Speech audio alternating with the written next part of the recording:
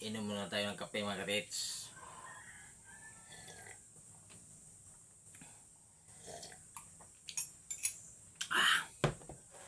Ito ang ating bagong upgrade na long range locator mga guys, mga katits.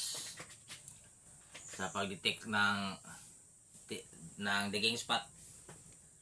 Ating binabala ay gold at ito lang isang ating ginagamit sa pag-detect ng digging spot. At sa pagkuha ng dimension ng item, gold din natin binabala at dalawang long range locator ang ating ginagamit. Pwede rin daw sing stick. At sa pag-detect ng lalim or depth sa item ay ang ating binabala ay alkitran. At gumamit na tayo ng ground penetrating antenna. Kailangan ng ating ground penetrating antenna ay mayroong magnetic wire na nakatusok sa lupa at connected siya.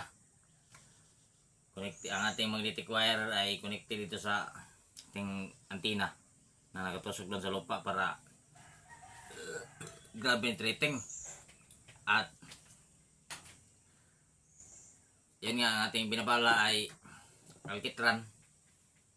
Sukatin natin ang lalim. Alkitran na ating binabala at itusok natin itong ating ground penetrating antenna.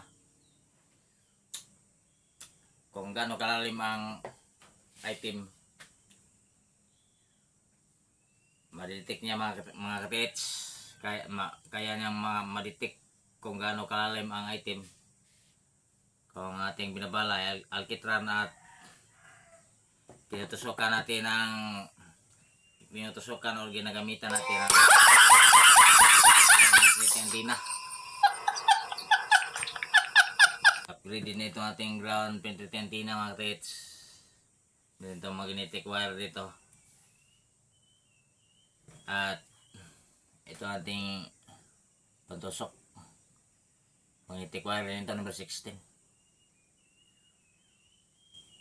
Kahit anong number na magnetic wire, basta magnetic wire na tinusok sa lupa na connected dito.